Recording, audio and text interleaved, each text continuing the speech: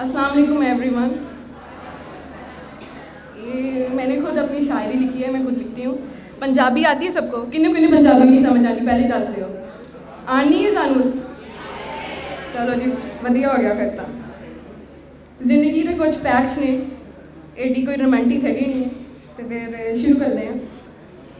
जे मिठा खादा ना जावे किसे दा, जे मिठा खादा ना जावे किसे दा, ते कौड़ा थुकना जरूरी ते नहीं। जे गल वध जावे, जे गल वध जावे कदे, ते उत्थे झगड़ना जरूरी ते नहीं।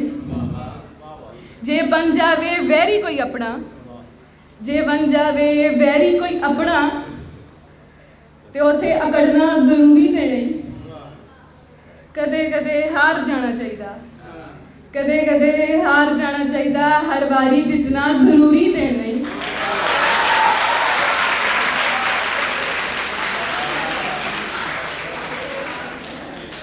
मैं क्या कदे कदे हार जाना चाहिए, हर बारी जितना जरूरी ते नहीं। जे रल जावे दिल किसे नाल, जे रल जावे दिल किसे नाल, उत्थे ज़्यादा रलाना जरूरी ते नहीं।